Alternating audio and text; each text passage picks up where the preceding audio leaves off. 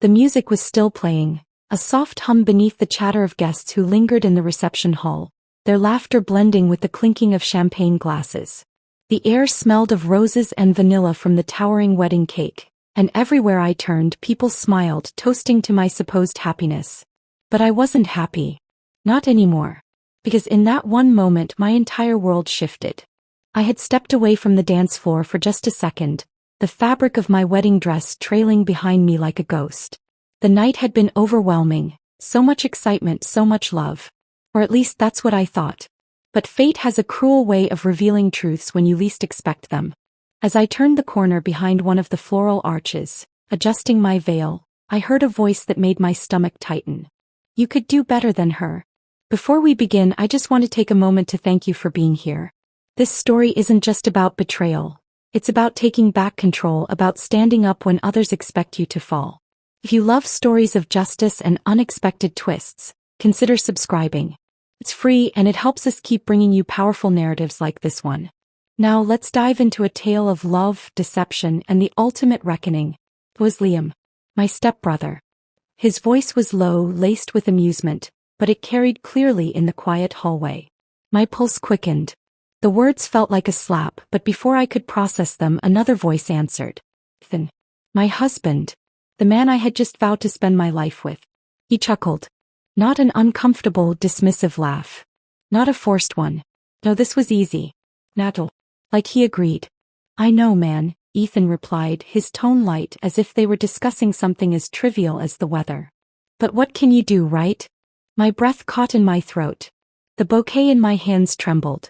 The warmth of the reception hall suddenly felt suffocating, like all the air had been sucked out of the room. My fingers curled around the delicate petals of the roses, crushing them slightly. My wedding night. My husband. And this. I should have stormed in. I should have demanded answers. I should have screamed. But I didn't. Instead, I stood frozen, my body betraying me, my mind struggling to process what I had just heard. Liam laughed softly. Well, at least you locked her down. That's all that matters, right? She's naive. She actually loves you. You've got her right where you want her. Ethan hummed in agreement. Yeah. She won't be going anywhere. I felt something inside me snap. I had loved Ethan. Truly, deeply. I had trusted him, believed in him, supported him through everything. And Liam, he had always been cruel to me, always trying to tear me down, but this was something else. This was calculated, deliberate. And Ethan had let it happen. No, he had participated in it. A part of me wanted to cry. Another part wanted to walk into that hallway and watch their expressions shift when they saw me standing there, listening. But then a different thought settled in. A dangerous, thrilling thought. They thought I wouldn't go anywhere. They thought I was trapped. They thought I was naive. I almost laughed at how foolish they were. I took a step back, carefully making sure not to make a sound. I had to be composed. I had to be smart. If they thought they had won, if they believed I was helpless, I would let them. Because the game had just begun. I made my way back to the ballroom, my face neutral, my emotions locked away beneath a mask of practiced smiles. People continued to dance, unaware that in the span of mere minutes, I had gone from being a woman celebrating love to one quietly plotting revenge. I turned, scanning the crowd, my gaze finally landing on Ethan. He looked radiant under the golden lights, laughing at something his groomsmen said. And Liam? He was right beside him, grinning as if he hadn't just torn me apart with his words. I forced myself to breathe. The betrayal stung, but I refused to let it show. Instead, I walked toward them, my hands steady, my chin lifted. Ethan turned to me, his smile wide, his eyes twinkling with the kind of ease that only comes when you think you're untouchable. There's my beautiful wife, he said, reaching for my hand. I let him take it. Because tonight I would play the role of the devoted, unsuspecting wife. I would let him think he had won. But tomorrow the game would change. The reception carried on, the hours passing in a blur of forced laughter and empty conversations. When it was finally time for Ethan and me to leave, I walked out of that venue with a quiet determination burning inside me. He held my hand all the way to the car, unaware that the warmth in my touch had already turned to ice. As we drove off, leaving the grand hall behind, I stared out the window, watching the city lights blur together. My mind raced, formulating possibilities, strategies. This wasn't just about Ethan anymore. It was about Liam too. They had both underestimated me. That was their first mistake. Ethan squeezed my hand. That was a perfect night, he murmured. I turned to him, forcing a soft smile. Yes, I said. Perfect. He had no idea. By the time we reached the hotel suite, Ethan was relaxed, unwinding as if the night had been nothing more than a beautiful beginning to our lives together. He poured champagne, handed me a glass, kissed my forehead. But I didn't drink. I just watched him, studied him, memorized every move, every smug expression. It was fascinating, really. How easily people could lie. How effortlessly someone you loved could betray you and think they'd never be caught. Ethan went on about our honeymoon plans, his excitement evident. I listened, nodding at all the right moments. But inside I was thinking about how different his life would look once I was through with him. Because tomorrow he would wake up to something he never saw coming. I lay beside him that night, my body still, my heart steady. Ethan slept easily, peacefully, while I remained awake, staring at the ceiling, my mind weaving together the perfect storm. He thought I was his. He thought I was trapped. But Ethan had just married the wrong woman. And by the time he realized it, it would be too late. The first morning of my marriage should have been filled with soft whispers, sleepy smiles, and the warmth of new beginnings. Instead, I woke up next to a man I could no longer recognize. Ethan's breathing was steady beside me, his face peaceful as if he had not, just hours ago, mocked the woman he had promised to cherish. The irony of it all was suffocating. I lay there, staring at the ceiling, feeling the weight of the previous night settle over me like a heavy, unshakable fog. The words he and Liam had exchanged played on repeat in my mind, each syllable slicing through my thoughts like a blade. You could do better than her. She's naive. You've got her right where you want her. I turned my head slightly, watching Ethan sleep. His expression was one of complete contentment, blissfully unaware of the storm brewing beside him. He thought he had won. He believed his web of deceit was still intact.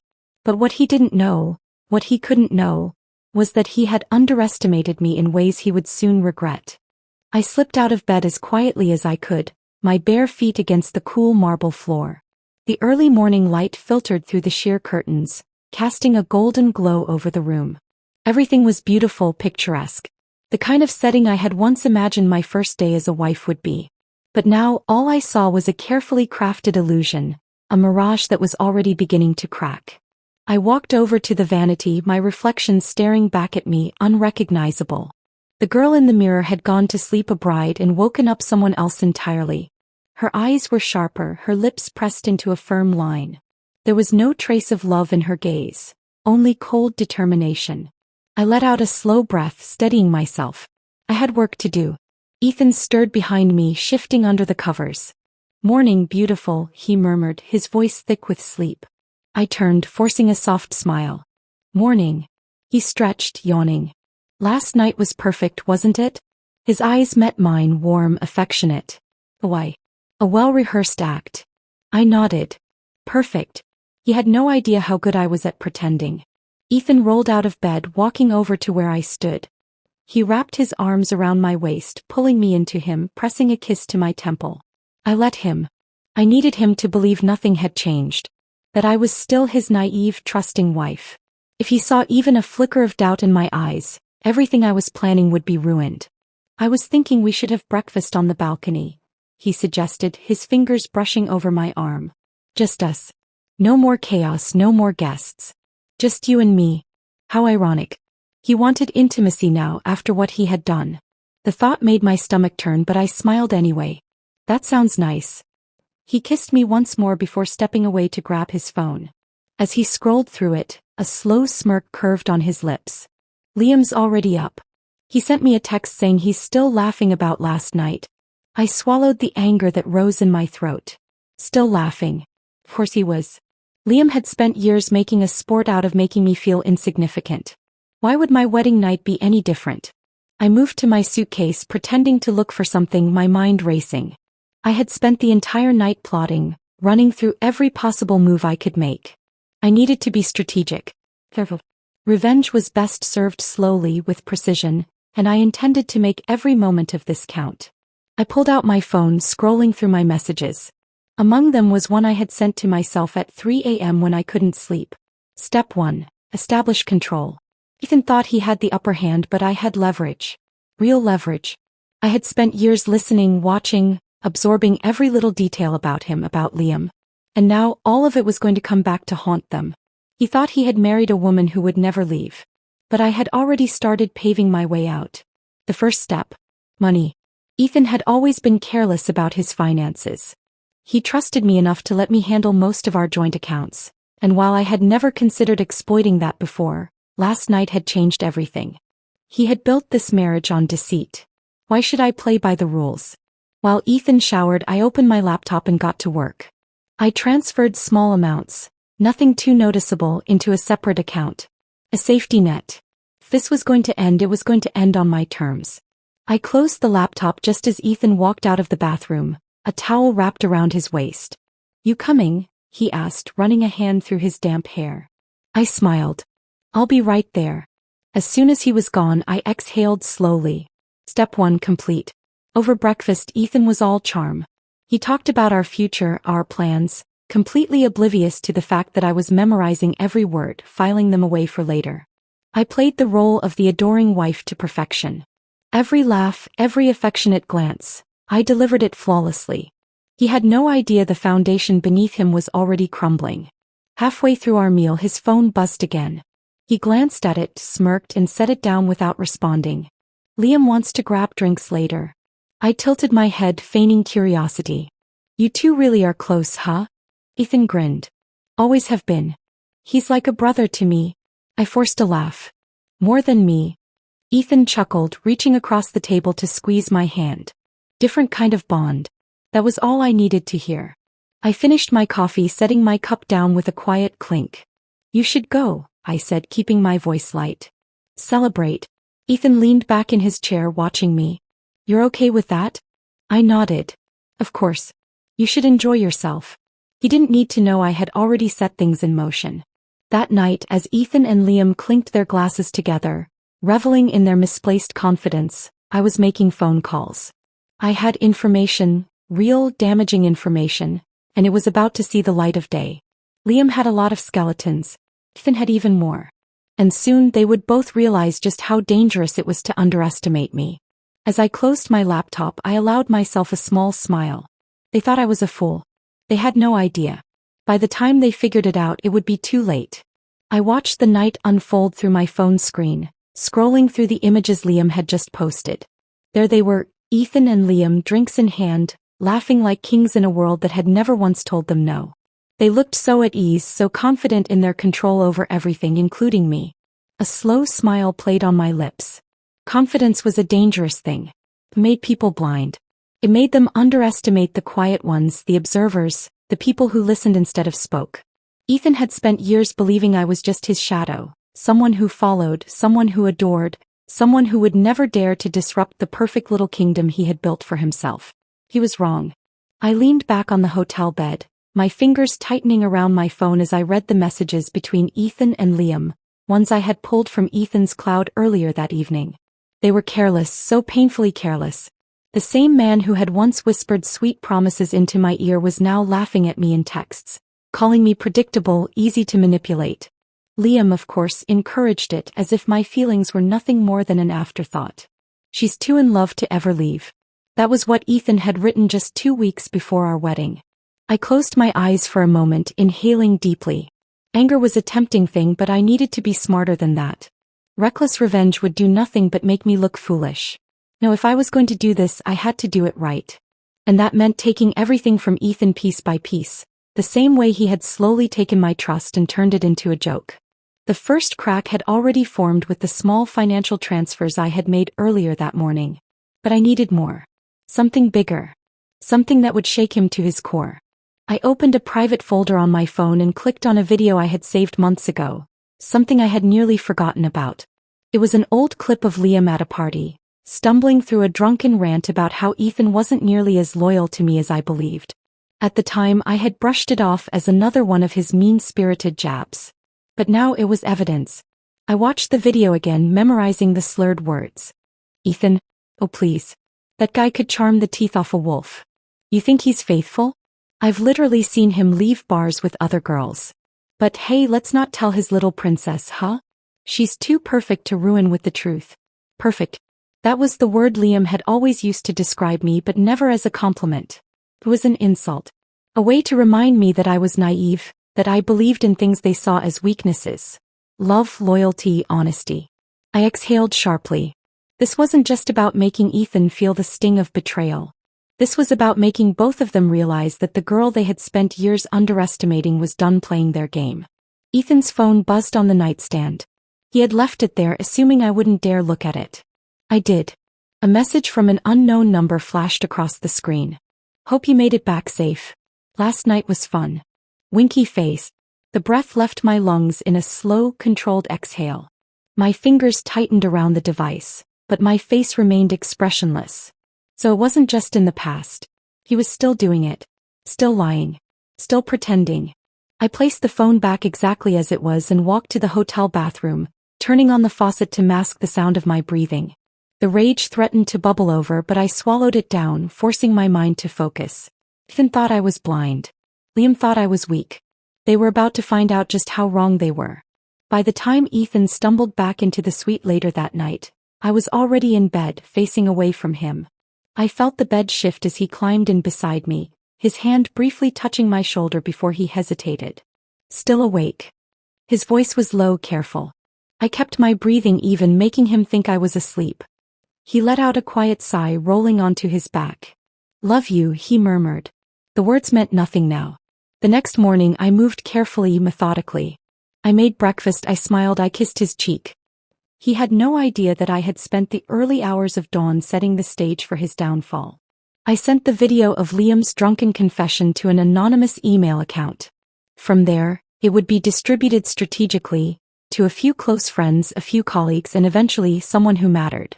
I wasn't going to release everything at once. No, I wanted to watch as the foundation beneath them started to shake little by little. Ethan left for a meeting, completely oblivious. Liam, on the other hand, was already texting, asking if Ethan had seen the weird message someone had sent him. Not yet, I thought. But he will.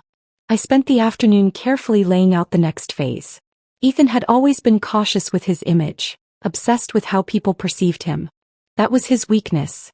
If I could make him feel like the world was starting to doubt him, he would panic. And panicked people made mistakes.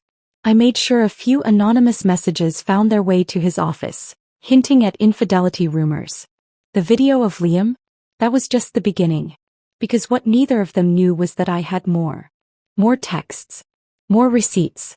More proof. And I wasn't just going to expose Ethan's betrayal. I was going to make sure that when everything fell apart, Liam went down with him. By the time Ethan came home that evening, something had shifted.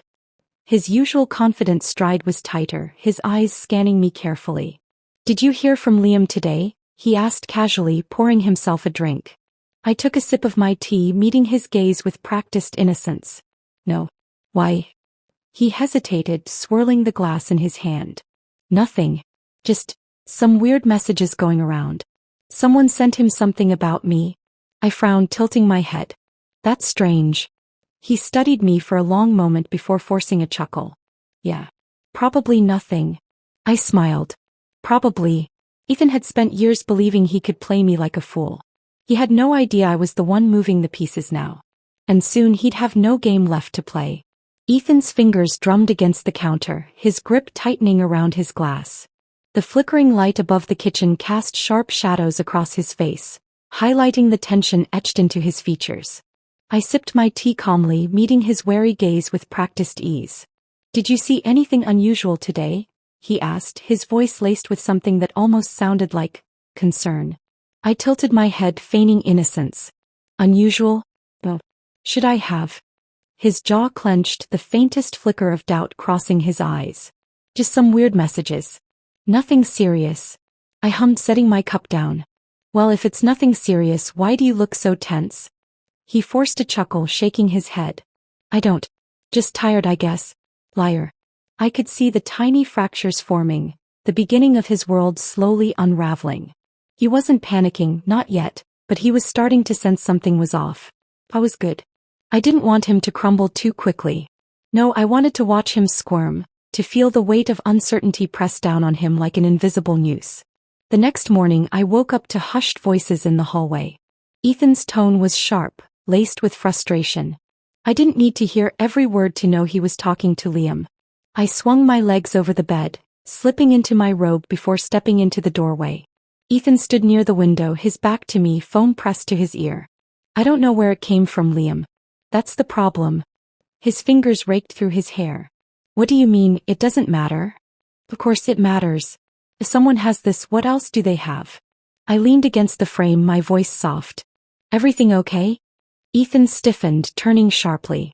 His expression flickered between surprise and something else. Guilt, maybe?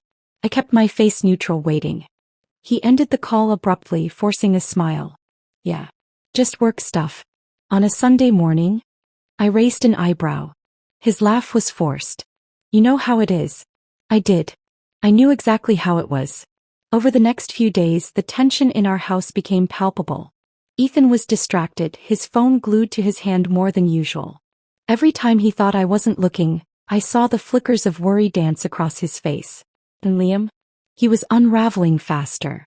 The first time I saw the panic hit him was at a dinner party Ethan had planned. A desperate attempt to maintain the illusion that everything was fine. I played along, smiling, laughing, keeping up the act, while Ethan kept shooting discreet glances at his phone. Liam arrived late, his usual arrogant confidence dimmed. His eyes darted around the room as if expecting someone to corner him. When he finally reached our table, he yanked Ethan aside. I followed at a distance, staying just close enough to hear. "This is bad, man," Liam muttered, his voice sharp. "Whoever sent that video knew what they were doing. People are talking." Ethan's face darkened. "Keep your voice down." Liam exhaled harshly, shaking his head. "We need to find out who's behind this." I smiled to myself. "Liam, you already know, don't you?" Their paranoia was spreading and I was feeding it little by little. Small, carefully placed rumors. Anonymous messages. Just enough breadcrumbs to make them wonder, to make them question everything.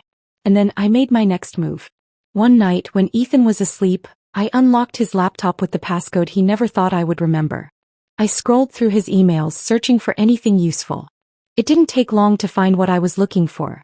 An email thread between Ethan and a woman whose name I didn't recognize. I clicked it open. The messages were recent. Too recent. "Can't stop thinking about last weekend. Wish we had more time alone. You looked so beautiful when you left. When can I see you again?"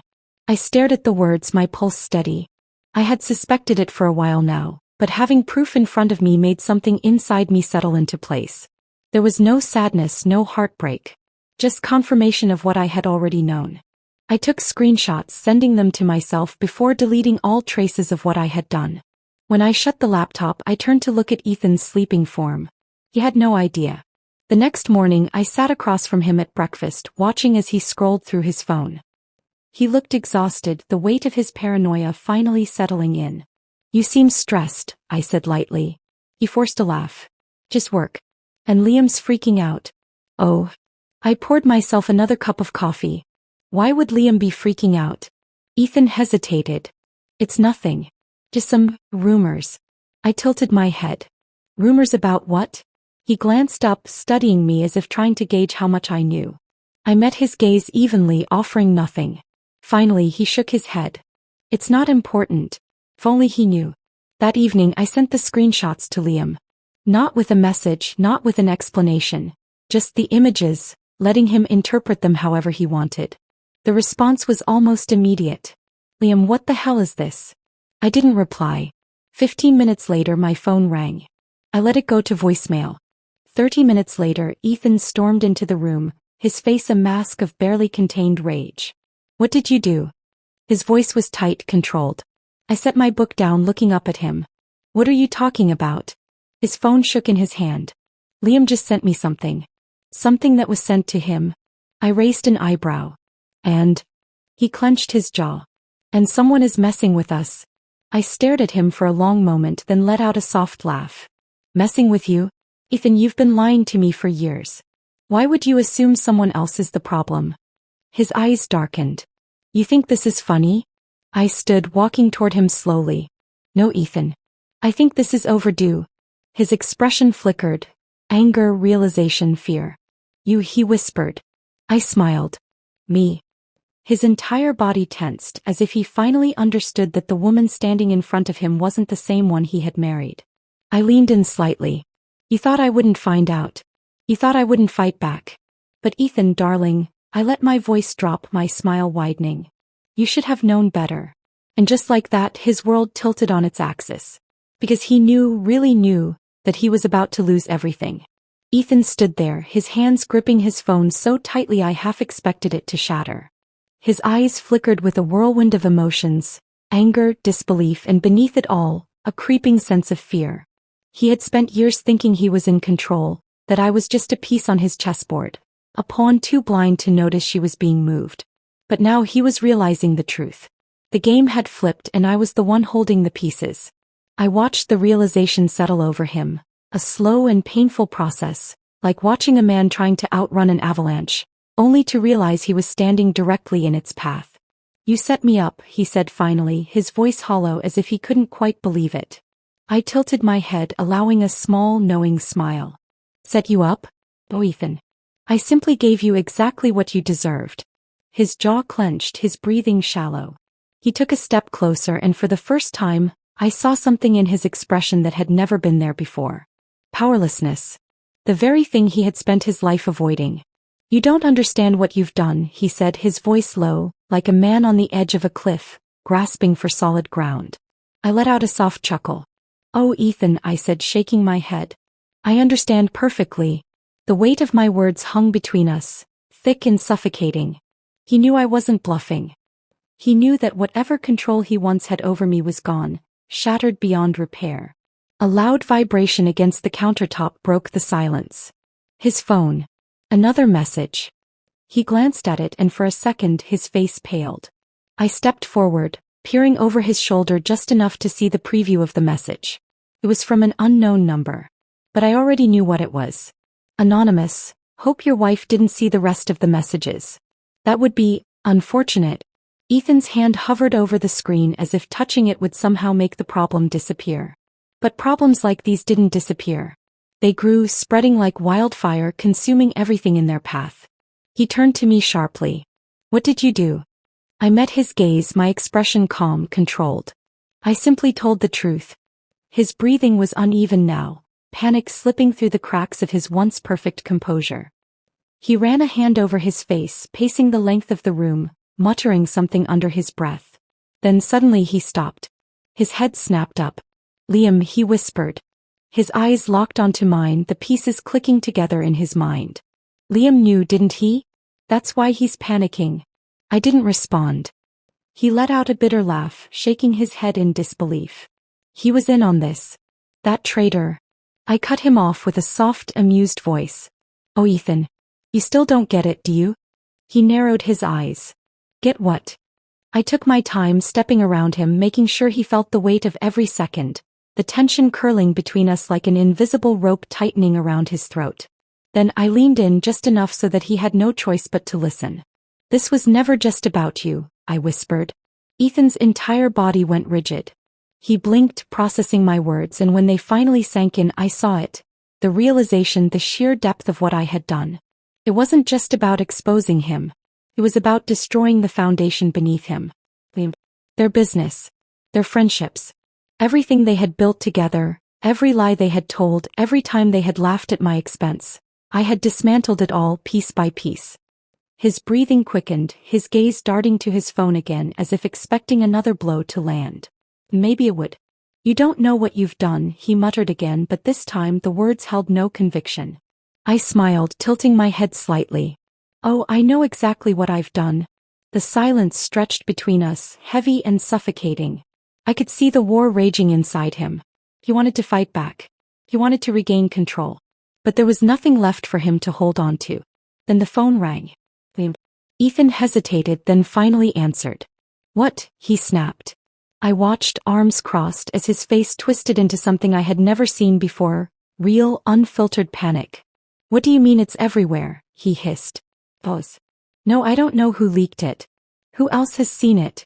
Another pause. His shoulders stiffened, his face draining of all color. He exhaled slowly, rubbing his temple. No, this can't happen. We need to control the damage. A bitter chuckle escaped me. Ethan turned sharply. You think this is funny? I shrugged. I think it's overdue. He ended the call, gripping the phone so hard his knuckles turned white.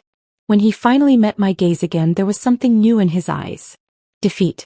For the first time, Ethan Murphy had lost. I took a slow step forward, letting the weight of the moment settle. Did you really think I wouldn't fight back? I asked, my voice softer now, almost pitying. He swallowed hard, but he had no answer. The mighty, untouchable Ethan Murphy, brought to his knees by the very woman he had underestimated. I could have left it at that. I could have walked away, let the wreckage crumble behind me without another word. But I wanted him to remember this moment for the rest of his life. So I leaned in once more, my voice barely above a whisper. You said you had me right where you wanted me, I murmured. But Ethan, darling, you never had me at all. And with that I walked away, leaving him standing in the ruins of his own making. I walked out of that room without looking back, feeling the weight of my own liberation settle over me like a warm, intoxicating rush of victory. The air outside felt different, lighter, fresher. As if the universe itself had been waiting for this moment, for Ethan's world to finally collapse under the weight of his own deceit. For the first time in years I was free. But freedom didn't mean the game was over. Not yet. I reached the lobby of our building, my heels clicking against the polished floor, and pulled out my phone. Ethan was still upstairs, probably pacing, probably trying to come up with some desperate attempt at damage control. But there was no fixing this. His name, Liam's name, it was all over the internet now. And the fallout had only just begun. A new notification popped up. Breaking news. High-profile investment firm under scrutiny following internal scandal leak. I clicked the link. There it was. The first real blow. A full article detailing the suspicious activities within Ethan and Liam's company, pieced together with anonymous tips and financial discrepancies that had been hidden for years. The article didn't name them outright. Not yet, but anyone who worked in their circle would know. I had made sure of that. I scrolled down, watching comments flood in, speculations growing, people piecing together the puzzle faster than I expected. Then another message. Liam, what did you do? I smiled, then locked my phone. I wasn't going to waste my time on Liam's panic. He had spent years treating me like an afterthought, assuming I was just a shadow in Ethan's life. But he knew now, didn't he? He knew that the woman he had mocked, belittled, and whispered about behind her back had just pulled the ground from beneath him. I stepped outside and inhaled deeply, letting the crisp air fill my lungs. It felt good. It felt earned. Then my phone rang. I didn't even need to look at the screen. I knew it would be Ethan. I let it ring. Once. Twice. By the fourth time I answered. Silence.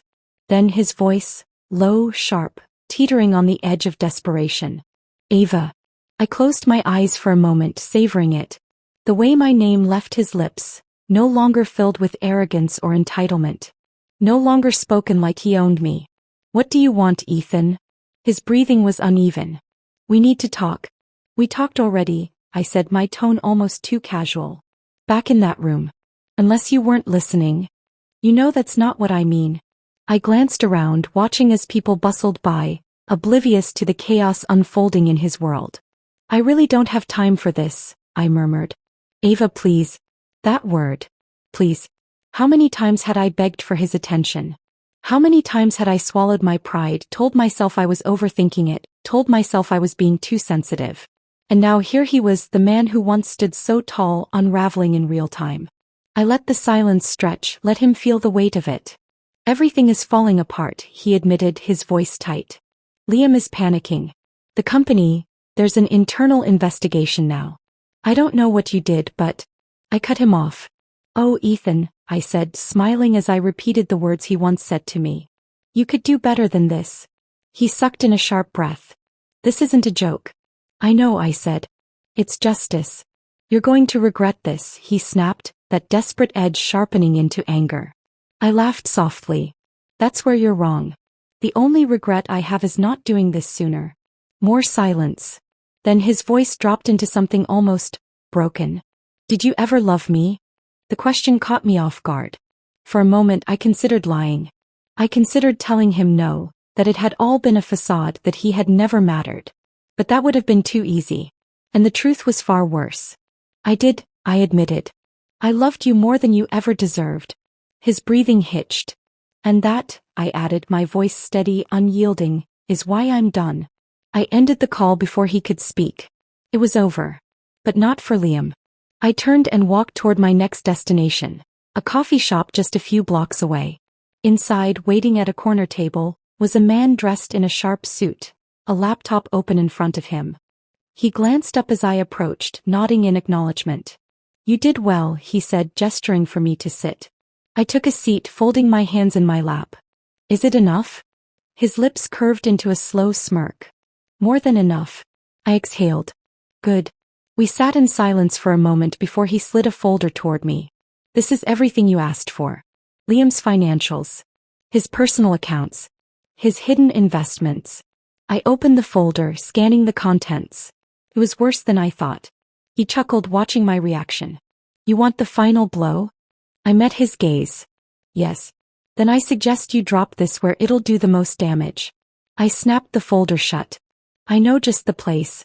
Liam had spent years trying to tear me down, feeding Ethan's arrogance, whispering in his ear like a parasite.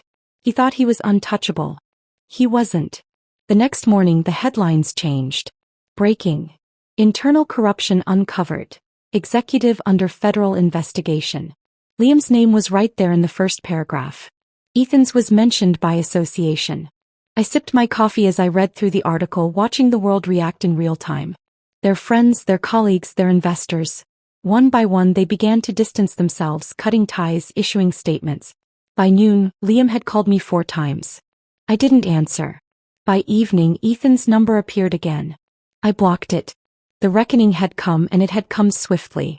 The last message I received that night was from an unknown number. "Unknown, you ruined us." I stared at it for a long moment before typing back.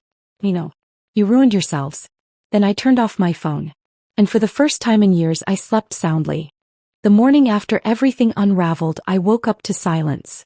Not the heavy, suffocating kind I had endured for years. The silence of being ignored, belittled, made to feel invisible. No, this was a different kind. A peaceful stillness. The kind that followed a storm after it had ripped through everything in its path, leaving only truth behind. I sat up in bed, stretching, my body lighter than it had felt in years. No more waking up with the nagging weight of wondering if today would be the day I finally saw the truth about Ethan. I had already seen it, had already exposed it for the world to witness. And now there was nothing left but the ruins of his own making. Reaching for my phone, I scrolled through the latest updates. The headlines were relentless. Liam caught in financial scandal, facing legal investigation. Ethan Murphy under scrutiny. Company stocks plummet amidst internal crisis. Every article, every comment thread, every discussion was a confirmation that the power Ethan and Liam had once wielded was slipping through their fingers. The people who had once admired them were now distancing themselves, turning their backs, pretending they had never been allies. And Ethan? He had disappeared. I checked my messages. No new calls. No texts. The silence was telling. He was still reeling, still trying to figure out how everything had collapsed so quickly. But there was nothing left for him to salvage. A soft knock at my door pulled me from my thoughts. I stood, wrapping my robe around myself, and opened it. It was Emily. She stepped inside, closing the door behind her, her eyes scanning my face carefully. "You okay?" I exhaled a slow breath, nodding. "Better than okay." She smirked, crossing her arms. "I'd say so. You basically just burned your cheating ex-husband's empire to the ground and made sure his snake of a best friend went down with him. That's not just okay. That's legendary." I chuckled, shaking my head. "It wasn't about revenge." "Not really." Emily raised an eyebrow. "No?" I paused, considering. "No. It was about truth. About making sure they faced consequences for once in their lives. They always thought they were untouchable, like they could lie, cheat, manipulate, and no one would ever hold them accountable." Her expression softened. "And now? Now they know what it feels like to be powerless." She studied me for a long moment before nodding in approval. "So what's next?" The question lingered in the air. For so long my life had revolved around Ethan. Around making him happy, around trying to be the perfect wife, the perfect woman for a man who never deserved me. And when I discovered his betrayal, my focus shifted to exposing the truth, to making sure he didn't walk away unscathed. But now I was free. I sat down on the edge of the bed, staring at the city skyline through the window. "I don't know," I admitted. For the first time in a long time I don't have a plan. And I think I'm okay with that. Emily grinned, plopping down beside me. Well, I think a fresh start is exactly what you need. Fresh start. The word settled into my chest, warm and unfamiliar. A concept I had never let myself fully embrace before. But now, with Ethan's absence and the weight of his deception finally lifted, the idea of starting over didn't feel scary. It felt exciting. Emily nudged me. You could do anything. Go anywhere. No more looking over your shoulder. No more lies. Just you, doing whatever you want for the first time in forever. I exhaled a soft laugh, shaking my head. That sounds nice. He shot me a look. It sounds necessary. Listen, you've spent years building your life around Ethan. It's time to build one for yourself. And if you need any help, she smirked, I happen to know a thing or two about reinvention. I smiled at her. You always do. The thought of leaving everything behind, of stepping away from the wreckage and moving forward, was liberating. I didn't need to stay and watch Ethan's downfall. That part was already in motion. He had made his choices. And now he would have to live with them. Later that afternoon I checked my email, scanning through various unread messages, most of them from people I hadn't spoken to in years. Colleagues, acquaintances, even strangers who had somehow heard about what had happened and wanted to reach out. But one message stood out. It was from Ethan. I hesitated before opening it. Subject, please. Ava. I don't know what you want me to say. I don't know if you'll even read this, but I need to try. You won. I get it. You wanted me to feel the way you felt, and now I do. Everything is gone. Liam is done. The company is falling apart. I lost everything. But what I regret the most is losing you. I don't expect forgiveness. I don't even deserve it. But I need you to know that not all of it was a lie. Not all of it was a game. I loved you, Ava. In my own way I did. I just wish I had realized it before it was too late. I stared at the words, my chest tight. Not because I missed him, not because his regret meant anything to me now, but because it was the first time I had ever seen Ethan admit he was wrong. The first time he had ever acknowledged the depth of what he had done. But it didn't change anything. I closed the email and hit delete. It was over. And I was finally ready to move forward. That night I booked a one-way ticket out of the city. A new destination, a new life waiting for me. I wasn't running away. I was stepping into something better. Something I had created for myself. And as I packed my bags I realized, this wasn't the end of my story. It was only the beginning.